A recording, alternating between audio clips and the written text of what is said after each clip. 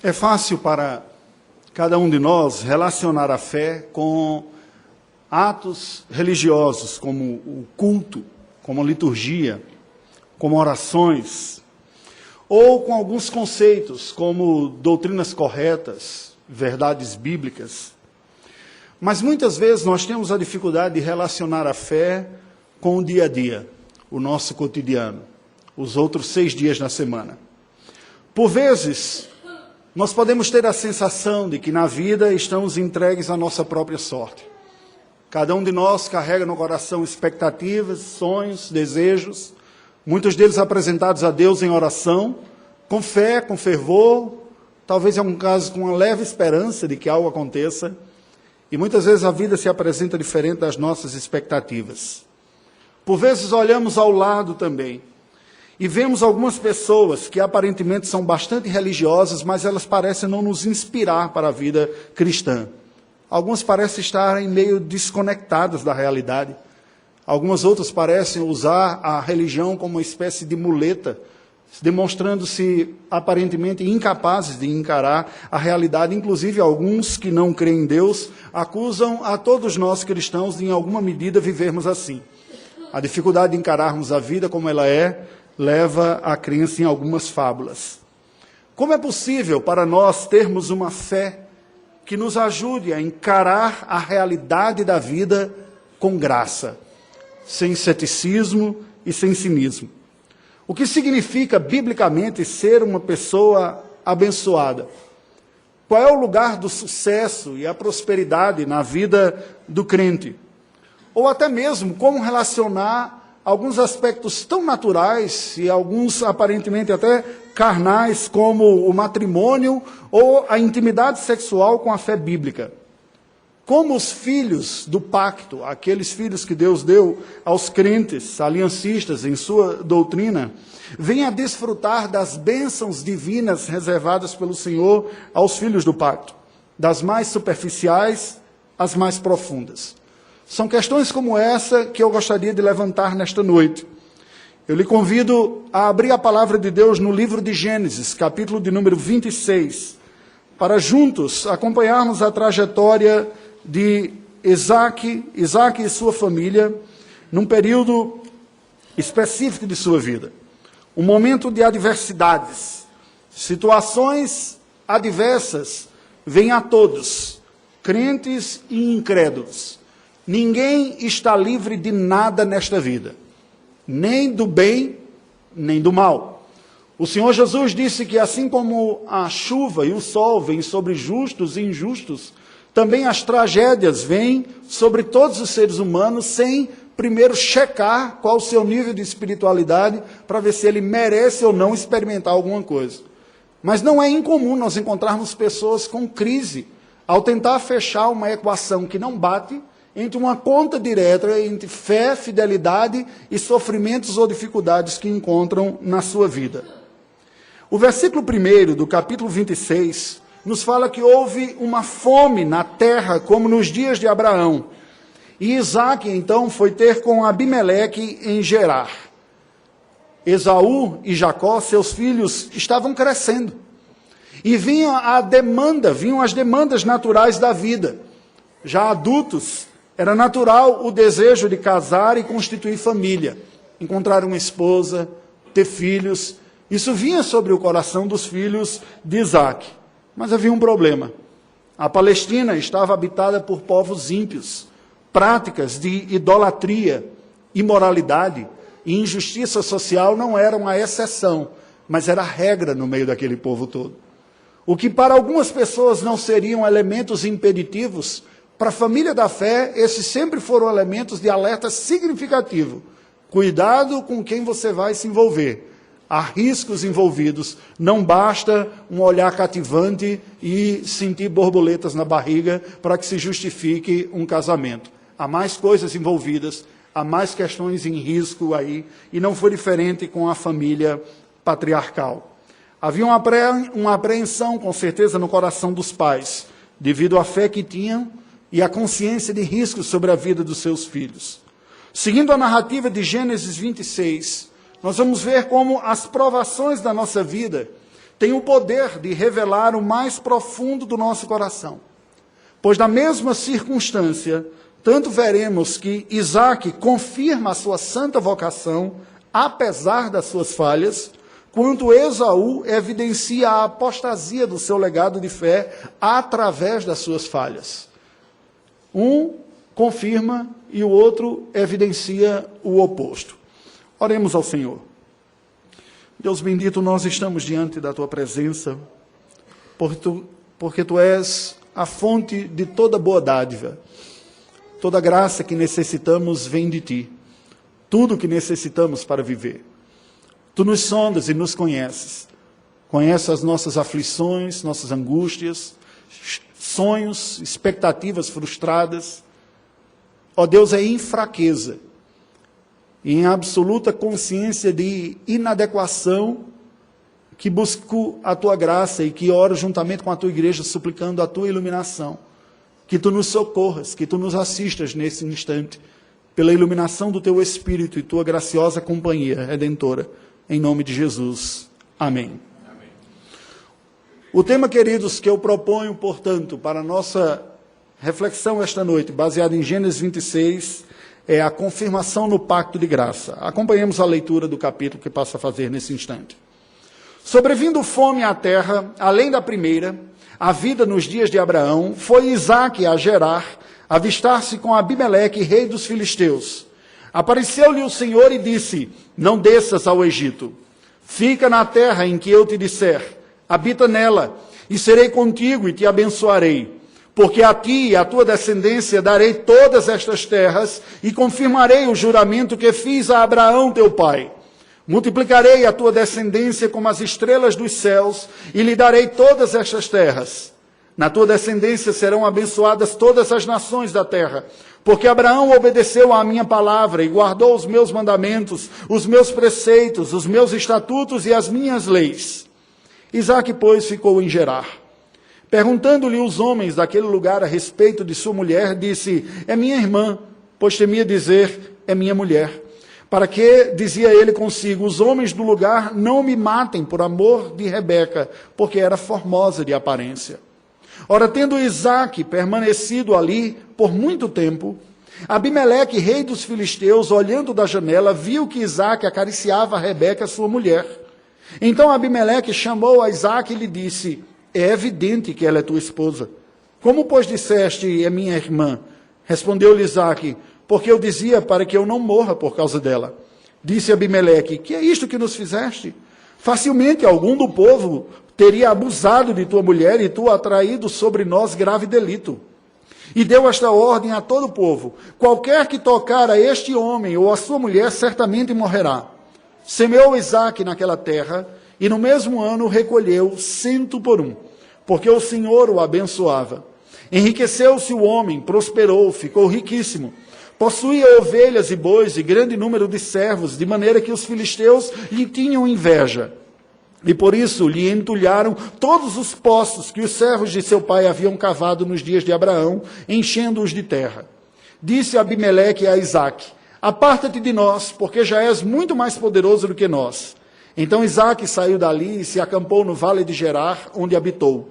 E tornou Isaque a abrir os poços que se cavaram nos dias de Abraão seu pai, porque os filisteus os haviam entulhado depois da morte de Abraão. E lhes deu os mesmos nomes que já seu pai lhes havia posto. Cavaram os servos de Isaque no vale e acharam um poço de água nascente. Mas os pastores de Gerar contenderam com os pastores de Isaque, dizendo: esta água é nossa. Por isso chamou o poço de Ezeque, porque contenderam com ele. Então cavaram outro poço, e também por causa desse contenderam. Por isso recebeu o nome de Sitna. Partindo dali, cavou ainda outro poço, e como por esse não contenderam, chamou-lhe Reobote e disse: porque agora nos deu lugar o Senhor, e prosperamos na terra. Dali subiu para Berseba, prosperaremos na terra. Dali subiu para Berseba. Na mesma noite lhe apareceu o Senhor e disse: eu sou o Deus de Abraão teu pai. Não temas, porque eu sou contigo. Abençoar-te-ei e multiplicarei a tua descendência por amor de Abraão meu servo. Então levantou ali um altar e, tendo invocado o nome do Senhor, armou a sua tenda, e os servos de Isaque abriram ali um poço. De Gerar foram ter com ele Abimeleque, seu amigo Alzate e Ficol, comandante de seu exército. Disse-lhe Isaque: por que viestes a mim, pois me odiais e me expulsastes do vosso meio? Eles responderam: vimos claramente que o Senhor é contigo. Então dissemos: haja agora juramento entre nós e ti, e façamos aliança contigo. Jura que nos não farás mal, como também não te havemos tocado, e como te fizemos somente o bem, e te deixamos ir em paz. Tu és agora o abençoado do Senhor. Então Isaque lhes deu um banquete, e comeram e beberam. Levantando-se de madrugada, juraram de parte a parte. Isaque os despediu, e eles se foram em paz. Nesse mesmo dia vieram os servos de Isaque, e dando-lhe notícia do poço que tinham cavado, lhe disseram: achamos água. Ao poço chamou-lhe Seba. Por isso, Berseba é o nome daquela cidade até o dia de hoje. Tendo Esaú 40 anos de idade, tomou por esposa a Judite, filha de Beeri, Eteu, e Basemate, filha de Elon, Eteu. Ambas se tornaram amargura de espírito para Isaque e para Rebeca. Queridos, nós estamos vendo o avançar da graça de Deus e do seu plano redentor para a história da humanidade, através da família patriarcal. Tudo começou com o chamado de Abraão na região da Mesopotâmia, e agora a geração seguinte está testemunhando a configuração de mais uma etapa, em mais uma geração, o desenvolvimento desse plano do Senhor. Esse texto do capítulo de número 26 do livro de Gênesis nos apresenta como esse pacto de graça vai se confirmando agora na segunda geração, a geração de Isaque, e já a terceira, de Jacó e Esaú. E ele nos apresenta aqui 3 momentos da vida de Isaque, momentos que foram marcados pelaquela escassez que veio sobre a terra de Canaã, uma grande fome, como ocorrera no passado, nos dias de Abraão também. Há uma relativa insegurança quanto à permanência de recursos naquela parte do mundo. A Península Arábica é, em geral, desértica, há um vale fértil, uma zona de um U invertido que pega a região da Mesopotâmia, entre os rios Tigre e Eufrates, e passa por cima da região da Península Arábica e desce pela região do Vale do Becar, no Líbano, e se estende até a terra de Israel. Mas, dadas as características geográficas, não é incomum aquela região, também que normalmente é fértil, ser visitada por períodos de seca. Eu conheço um pouco essa realidade, porque parte da minha origem é da região mais seca do Brasil, o Nordeste, que também sofre com essas realidades sazonais. Há alguns anos, as chuvas não chegam suficientemente para aquela terra, e uma grande mobilização de gado e de pessoas precisa ocorrer. Esse, inclusive, foi um dos motivos que levou o meu avô a conhecer minha avó numa das viagens, e aqui estou eu, né? Então, como resultado disso também. Então, tem aspectos positivos até no meio da tragédia. Pelo menos para mim, né? Fala assim do que tem e para a vida de todos. Bem, aquilo ocorreu também nos dias de Abraão. Chega Isaque com seus filhos, experimentam uma grande fome e sai. A Bíblia nos diz que Deus aparece para ele, nos versos 2 e 3, e diz: olha, não vá ao Egito. Já uma civilização em crescimento, em potencial, ele diz: você me siga, fique onde eu disser para você ir, e eu serei com você. Essa dificuldade que você está experimentando, você não está só, eu estarei com você. Nos versículos 4 e 5, nós vemos o Senhor reafirmando as promessas pactuais especiais que haviam sido ditas ao seu pai Abraão. Deus fala a Isaque: multiplicarei a tua descendência, e nela toda a terra, através da bênção da sua família, esta bênção se estenderá à terra. Porque Abraão me obedeceu, ele cumpriu a sua parte no pacto, e agora este pacto avança nessa próxima geração, e através de você continuará. Você faz parte desse projeto. O Senhor Deus reafirma ao filho Isaque aquilo que havia sido afirmado ao seu pai Abraão, com termos muito semelhantes. O texto sagrado nos diz, nos versos 6 e 7, que Isaque ficou na região de Gerar. E ele acaba tendo uma atitude muito semelhante à que teve o seu pai Abraão. Rebeca era formosa, como Sara, sua mãe, era formosa. E ele temeu pela sua vida, dadas aquelas características de impiedade que governavam aqueles povos. Então, ele passou a dizer também que Rebeca era sua irmã, pois temia pela sua vida. Mas os versos 8 e 9 nos mostram que o rei Abimeleque daquela região viu Isaac dando uns carinhos assim, incompatíveis de irmão para irmã. Né? Nós não sabemos exatamente qual o nível da intimidade que ele viu. Mas ele chegou à conclusão que irmão não faz aquilo com irmã. Tem alguma coisa a mais ali rolando. E aí chama o Isaac para uma conversa, o confronta e diz, você mentiu, cara. É óbvio que você não é. E o negócio, por mais que eles fossem ímpios, havia alguns limites. Ele dizia que ia pegar uma mulher casada, todo mundo sabe que é errado esse negócio aqui. Né? Meio que universal. O conceito, embora a configuração possa ser distinta, mas o conceito de adultério é universal. Né? Todos os povos e culturas têm, em alguma medida, limites para o que o outro pode fazer com com o seu cônjuge. Né? E aquele povo disse, você iria trazer uma praga para nós aqui. E Abimeleque adverte Isaac, versos 10 e 11, sobre aquela estratégia arriscada que ele deu de querendo proteger sua própria pele, falar que Rebeca era sua irmã. E diz, olha, nós vamos proteger você. Se você estava com medo, ele anuncia publicamente que se alguém tocasse em Rebeca, ia ter consequências. O que nós vemos desta primeira parte, desse tempo aqui que Isaac esteve entre os filisteus, particularmente mais próximo a Abimeleque? Nós temos algumas lições importantes. A primeira, a sucessão geracional aqui. A sucessão do pacto vindo de geração a geração. Os diversos ensinos que nós aprendemos na vida são passados de geração após geração, de formas conscientes e inconscientes, de maneira formal ou de maneira informal. Comunicamos virtudes e defeitos à próxima geração. Fazemos isso de uma forma mais claramente percebida ou, como ocorre na maioria das vezes, sem perceber. Alguns chegam até a dizer, está no sangue, eu sou igual ao meu pai porque está no sangue. Isso não é no sangue, isso é cultural. A gente fala, tem uma carga aqui, né, até emocional, dizer, é o meu sangue italiano, espanhol, né, essas coisas que falam, isso é cultural. Você aprende pelo convívio, reação, atitude, postura, até o jeito de colocar o pé, balançar, pentear o cabelo, tudo que tem são coisas que nós vamos aprendendo sem que necessariamente tivesse. Hoje é a lição de como balançar o pé na hora que está nervoso. Não existe isso. Mas o filho vai vendo como é que o pai faz e de uma maneira até inconsciente absorve essa prática aqui. Né? A postura da feminilidade, por aí vai. Todos os aspectos são passados desta maneira. Veja, isso se dá com tudo em nossa vida. E muito mais sem querer do que querendo. Não é diferente no que diz respeito à questão da fé. Nós passamos o que nós temos de uma forma natural para os nossos próximos. É verdade que isso também inclui momentos intencionais, em que nós preparamos para dar uma lição formal, para explicar. Por exemplo, o culto doméstico ocorre nisso aqui. Mas eu não sei qual a sua experiência. A minha experiência em casa tem sido que eles aprendem mais facilmente o que não presta do que o que presta. Né?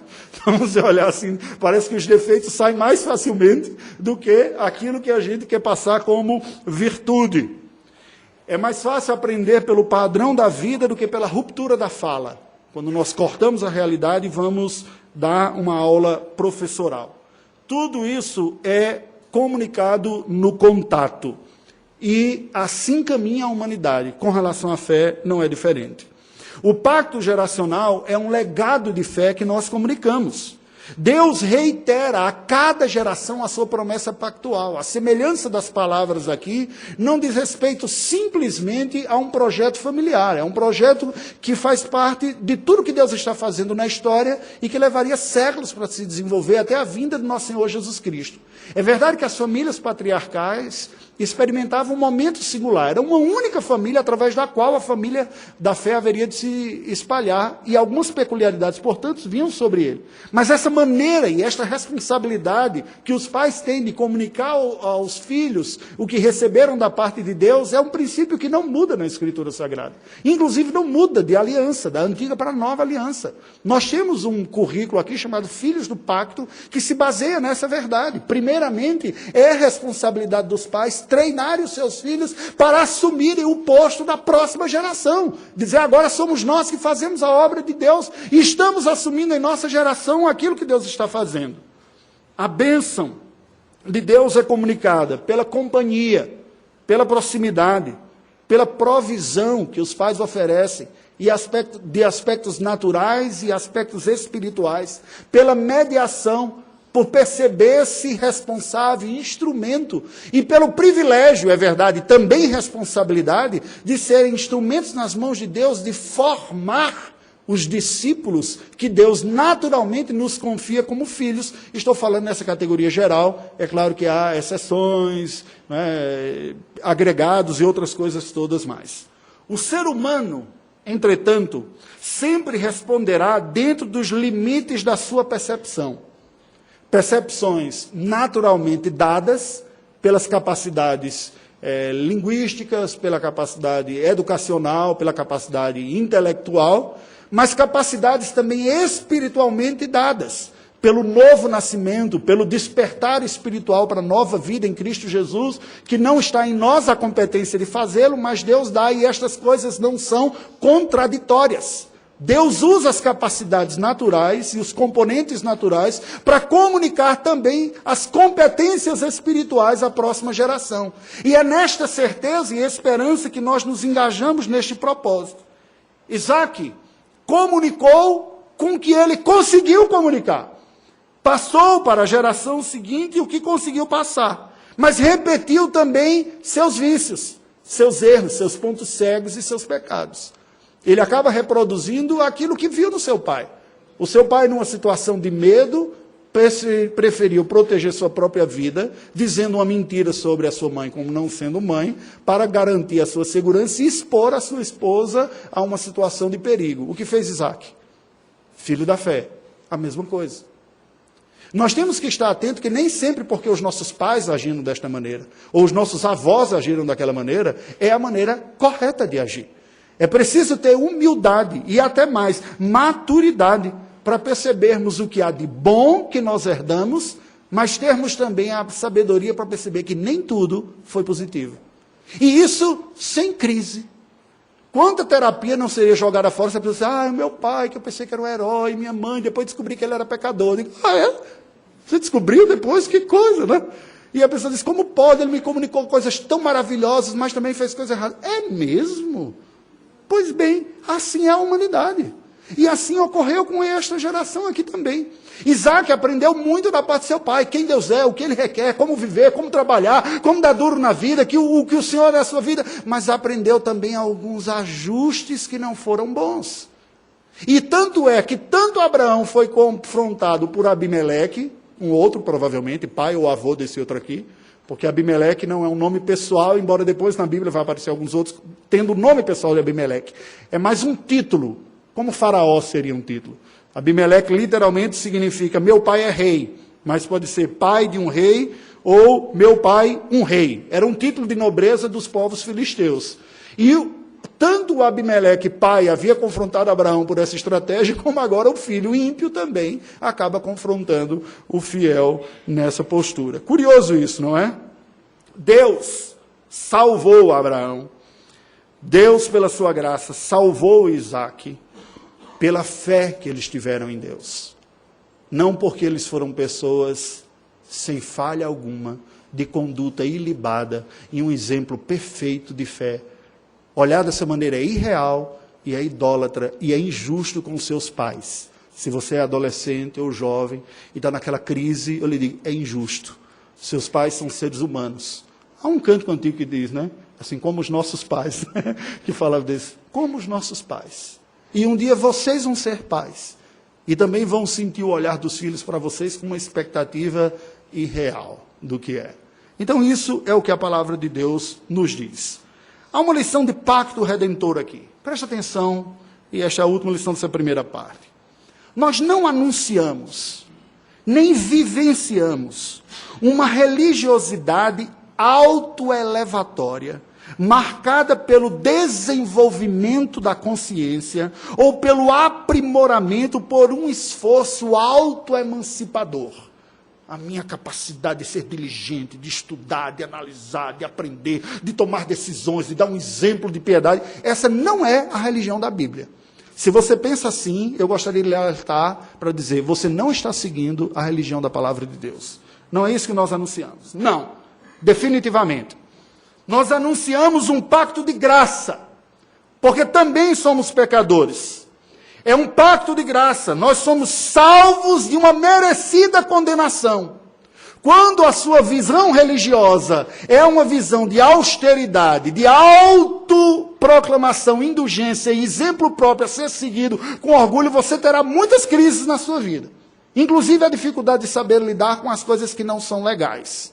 Com os pensamentos, com os sentimentos, muita dificuldade de ouvir críticas, porque é sempre o outro que não está percebendo direito também. E vai ter dificuldade de lidar com a sua verdadeira humanidade.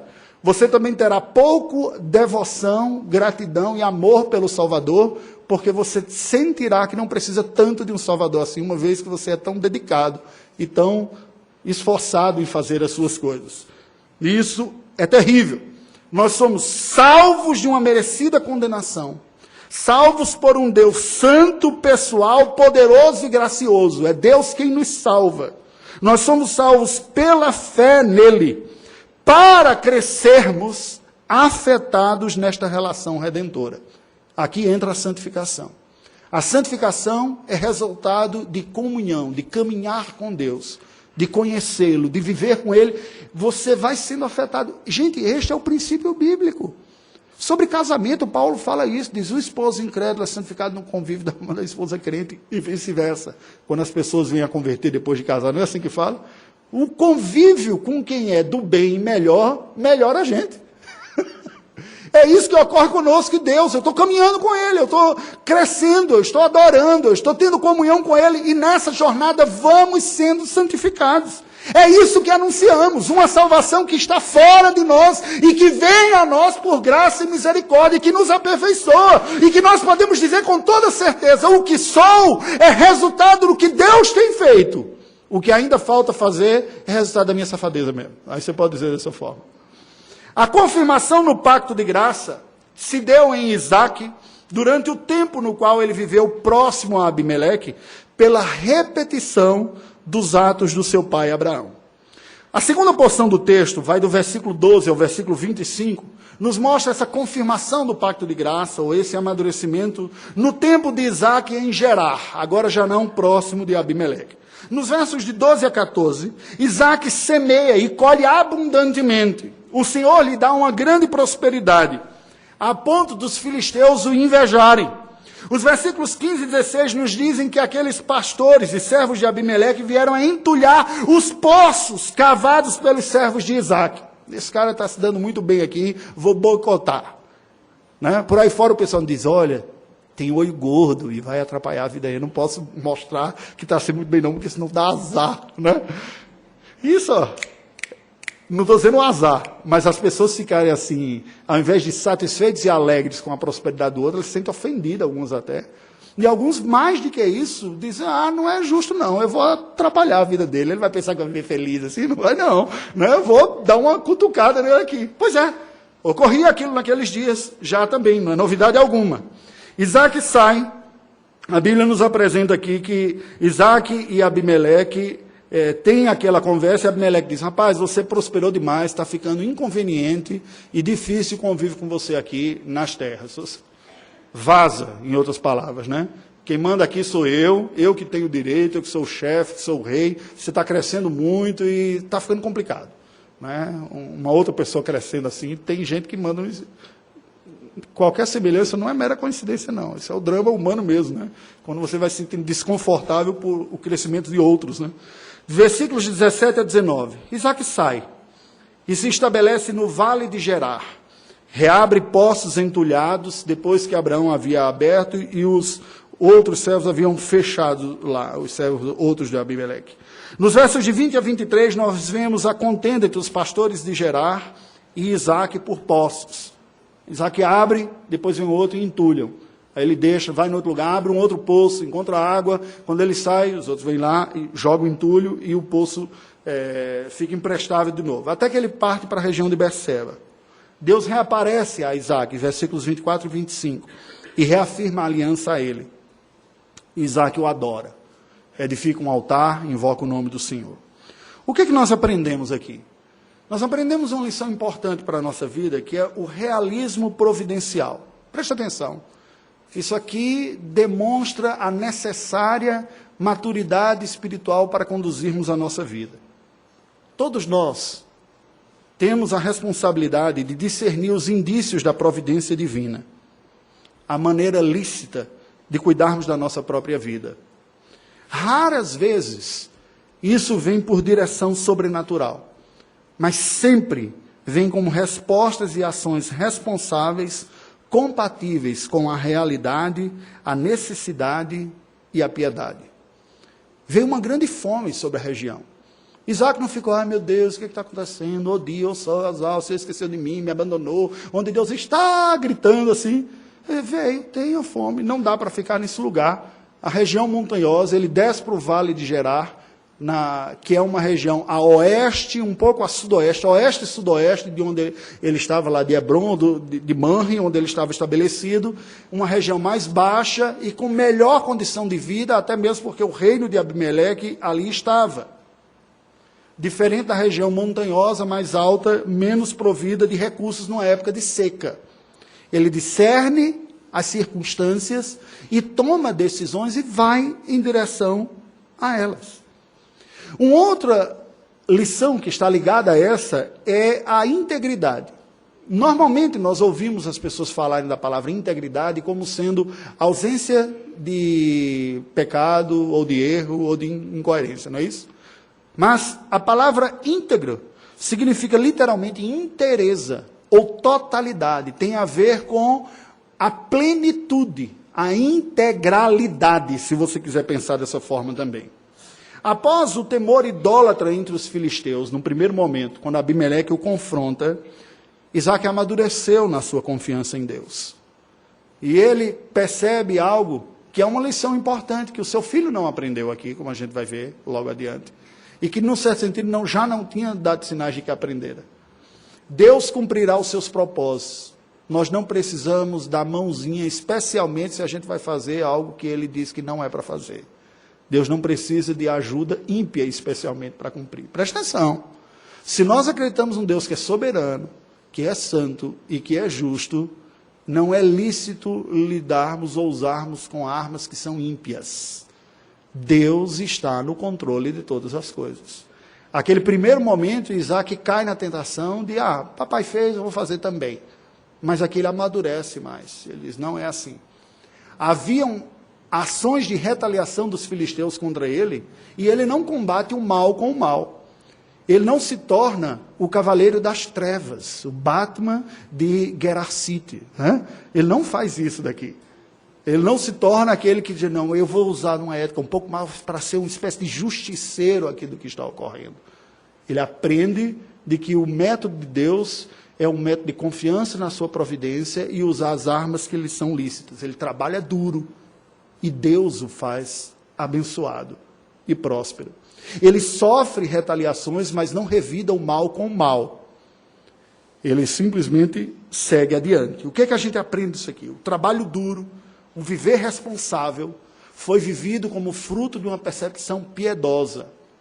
É curioso porque não é incomum nós termos crentes com sérias crises nesses aspectos aqui. Fica esperando histórias ou revelações sobrenaturais para tomar decisões, cuja realidade diante de si já são o próprio convite para que ele tome decisões. Ou pessoas que são ímpias tendo mais facilidade em tomar decisões responsáveis na sua vida do que aqueles que são crentes. Como se eles disseram, é só nós mesmos, a gente tem que tomar a decisão, é ver o que é que tem que fazer e fazer. A maturidade espiritual consiste em dizer, o mesmo Deus sobrenatural e espiritual é o Deus das causas naturais também.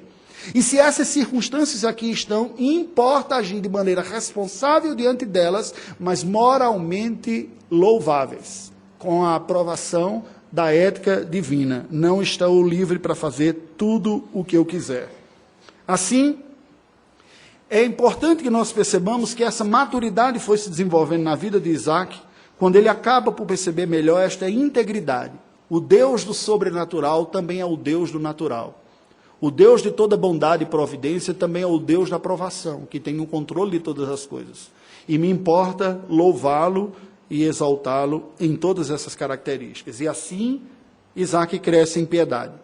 Ele busca paz com seus vizinhos. Ele evita conflitos desnecessários. Ele adora a Deus. Ele trabalha duro. ele é honesto e não retribui o mal com o mal. O que é isso? Integridade. Toda a sua vida e todos os aspectos coesos com a sua fé.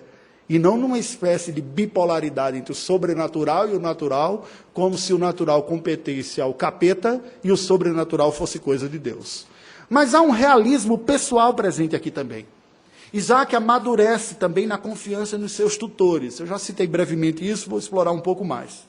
Ele aprendeu com o seu pai a adoração ao Deus verdadeiro. E ele aprende aqui também a vencer um pecado que tinha sido um problema com seu pai, que era o temor dos homens mais do que o temor de Deus, em algumas circunstâncias, aquela idolatria. Ele aprende a desenvolver gratidão pelo que aprendeu, com quem aprendeu, pois tanto nos acertos e nos erros nós temos a possibilidade de aprender, sem ter essa crise. Como nós somos infantis, não é? Nós podemos aprender com alguém, mas se a pessoa de alguma maneira nos decepciona, parece que não há mais nada de positivo a receber da vida daquela pessoa. Nós podemos ser abençoados com outras pessoas e dizer, fomos abençoados com isso aqui, mas se temos algum tipo de decepção, temos a tendência de não mais termos gratidão para com aquilo. Isso é irreal com os outros. E preste atenção, também será irreal quanto a você. E pela graça de Deus, eu espero que Deus nos livre de aprender isso da pior maneira possível, que é vendo do outro lado também com relação a nós mesmos. Não reconhecer a incompetência moral de todos não é realista, não reflete a glória divina e não ajuda ninguém ao caminho da salvação. Esperar uma perfeição, uma maturidade plena, de todo mundo acertar sempre, de nunca reconhecer seus erros e voltar atrás, alimenta o orgulho, a superioridade, a insensibilidade e endurece o coração à necessidade da redenção em Cristo Jesus. A confirmação no pacto de graça se deu em Isaac durante o tempo no qual ele viveu em Gerar, pelo amadurecimento pessoal da sua fé no Deus pactual. E por fim, o terceiro bloco, versos de 26 a 33, nós vemos a confirmação no pacto de graça na aliança feita entre Isaac e Abimeleque. Acompanhe, versos 26 e 27. Abimeleque e Ficol procuram Isaac, que os interroga sobre o motivo da busca. Vocês não tinham pedido para nós sairmos de lá, porque estavam incomodando? O que é que você está fazendo aqui agora? Vem até nós aqui. Eles afirmaram que reconheciam a bênção divina em Isaac e propuseram um pacto de paz. Eu vejo que Deus está abençoando você, você tem uma bênção numa medida especial, vamos fazer um pacto aqui, de paz. Isaac sela um pacto de paz com os visitantes por um banquete. E depois os despede, versos 30 e 31. Versos 32 e 33 nos diz que no mesmo dia, os pastores de Isaac lhe falaram que descobriram água no poço em Berseba. E versos 34 e 35 fecha o capítulo, encerra o capítulo, mostrando como Esaú, o seu primogênito, aos 40 anos de idade, veio a contrair matrimônio com duas mulheres, Judite e Basemate, Eteias. E elas vieram a infernizar a vida dos seus sogros, do sogro e da sogra. O que é que nós aprendemos disso aqui? Primeiro, há uma lição sobre a piedade relacional. A integridade implica viver piedosamente todas as relações humanas conforme as suas próprias demandas. Preste atenção. Entretanto, uma vez que nós somos pessoas caídas, vivendo em um mundo caído, isso não é fácil. A grande tentação que repousará sobre nós é da alienação das partes ou nas partes. Ou vivemos quase com bipolaridades, com um comportamento e uma ética na igreja, no trabalho, no entretenimento, no mundo e outros aspectos aí, tendo dificuldade de manter uma coesão ética cristã em todos esses aspectos, ou nós nos isolaremos em algumas outras. Dizer assim, eu sou gente dessa parte aqui, eu me sinto confortável e isso quase que nos definirá completamente. Alguns o campo da igreja, outros o campo do trabalho, poucos o campo da família nos dias de hoje. Percebe? A grande tentação nossa é a alienação. Não saber transitar nestas áreas como cristãos e vivenciar cada uma dessas relações como cristãos. Seremos tentados a querer fazer do trabalho igreja, da igreja família, da família férias, das férias trabalho. É preciso saber transitar nessas áreas como Isaac fez. Ele está com a sua família, ele adora a Deus, ele tem um pacto de paz com Abimeleque, ele ficou, agora eu vou pregar o evangelho para você ir para o céu. Né? Teve a oportunidade de fazê-lo e o fez, certamente, mas ali havia demandas sociais que ele soube viver, experimentar, se posicionar, sem também esconder sua identidade, como uma espécie de agente secreto de Jesus. Percebe o ponto aqui? Essa maturidade de viver cada uma das relações demonstra esta característica de perceber a diversidade e a integralidade da vida. Neste ponto.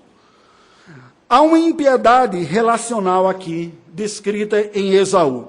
Esaú casou com 40 anos. Seu pai também. Mas há uma diferença de atitude entre um e outro. Enquanto Isaac aguardou, e eu ouvi, essa semana alguém comentou comigo, de uma polêmica vivida no passado aqui, que alguém teria questionado a hombridade de Isaac, né? Cara, 40 anos em casa, o pai que teve... Isso é, no mínimo, de uma... Assim, é uma impiedade com relação a Isaac. Eu tenho as minhas interpretações com relação a Isaac. Eu penso que Isaac, mas a gente vai falar depois, né? Diz aqui. Mas falar de impiedade não é justo. Isaac, dos 3 patriarcas, possivelmente foi aquele que demonstrou mais piedade até. Desde a sua infância. Ele tinha algumas eficiências, mas ele não teve crises tão profundas como seus filhos tiveram, e nem mesmo seu pai, em alguma medida. Talvez pelo privilégio de ter crescido na fé desde pequeno, diferente de Abraão, que só foi chamado à fé com 75 anos de idade. Havia muito entulho na vida dele, já. Perdoado, é verdade, Deus perdoa, santifica, mas o que você faz com 75 anos de aprendizado que você fez? Né? Eles não mudam assim, por mais que você se dedique.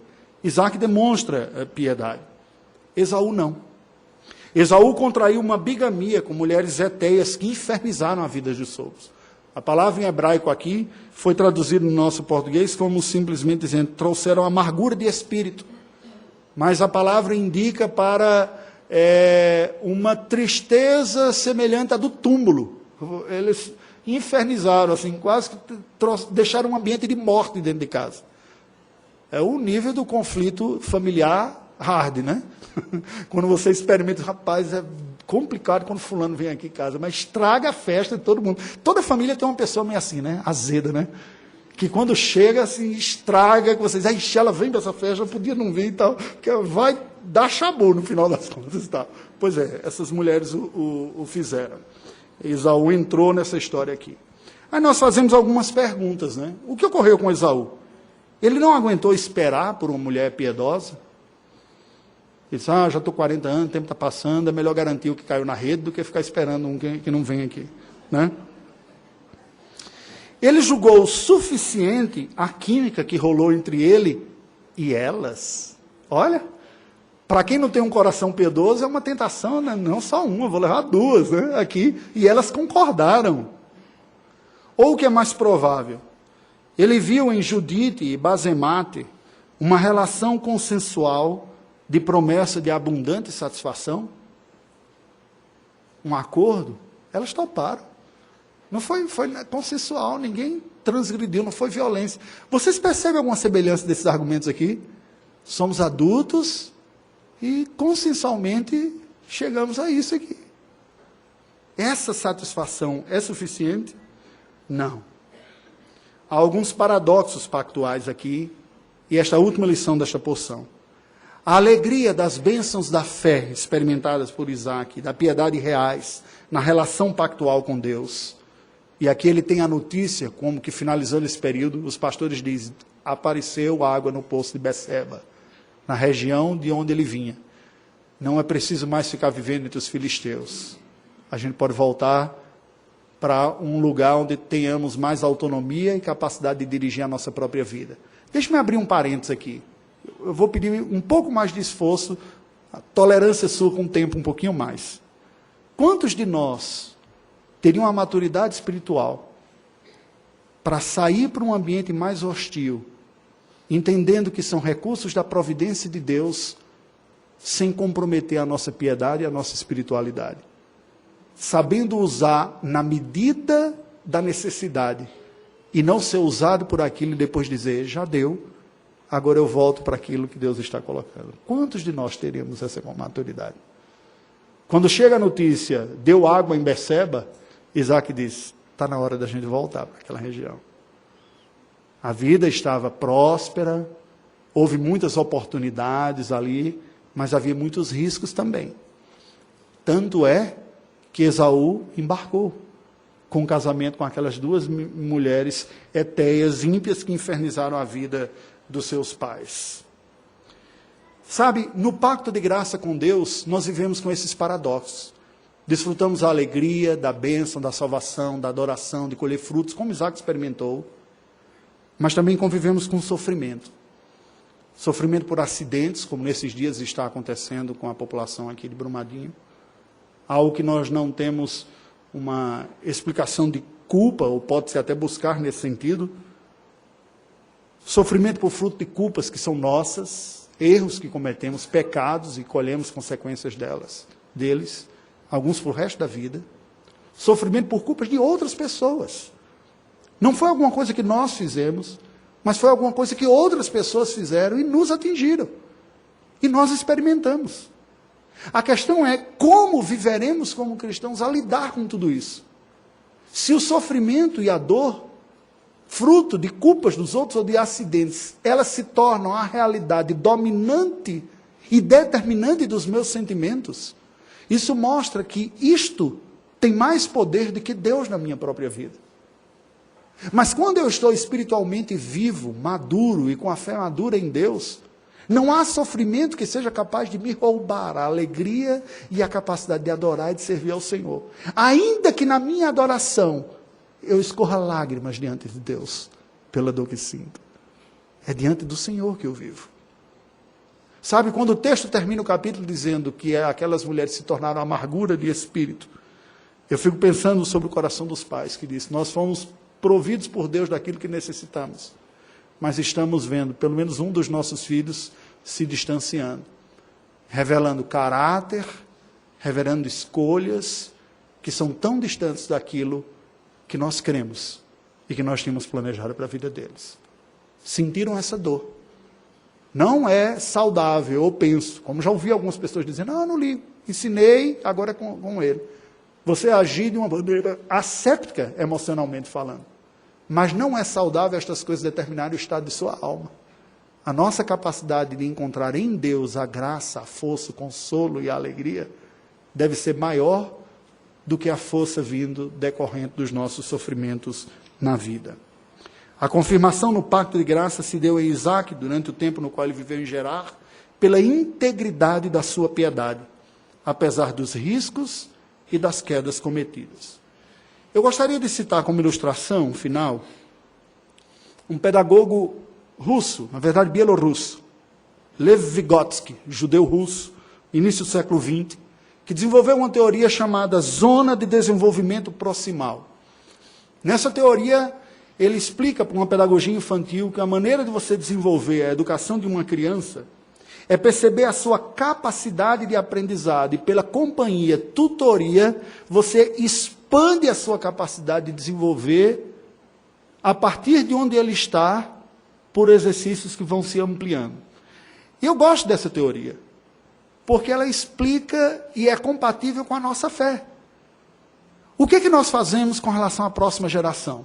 Nós temos que estar atentos para saber onde eles estão e, na proximidade com eles, ajudá-los a irem amadurecendo, ensinando como se fosse uma zona de desenvolvimento pactual agora. Falando, exerça essa influência entendendo, respeitando o limite de cada um também, sua velocidade e capacidade, mas agindo. Deus provê isso.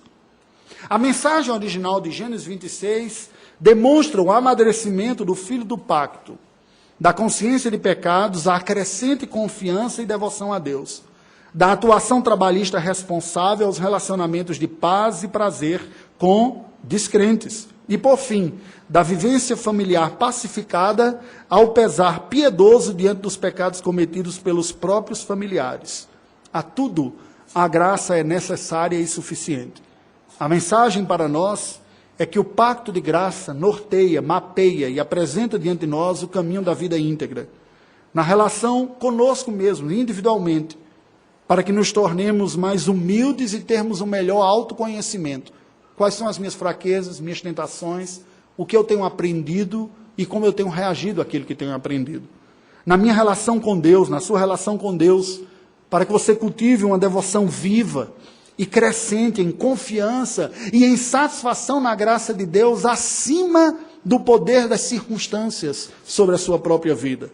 Na sua relação com a família, relações amadurecidas, honestas, em que as pessoas se conhecem, sabem quem são, quais são suas virtudes, quais são seus defeitos, onde há uma exortação amorosa, um auxílio junto, em as pessoas convivem, entendendo quem são, havendo acolhimento e parceria para a redenção. Na relação com a sociedade, pela mordomia. Só a mordomia nos salvará da idolatria trabalhista, de realização, de sucesso e de prazeres. Conclusão. As circunstâncias da vida nunca são acidentais, pois até os maus episódios são usados pela providência divina para forjar e confirmar o povo de Deus no pacto de graça.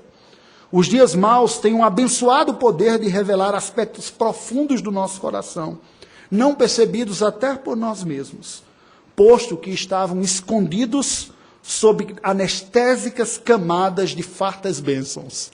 Aqui é o paradoxo, né? Ser muito abençoado vai anestesiando a gente para perceber de fato quem somos e o que acontece conosco. Então Deus nos tira deste torpor, nos dando provação.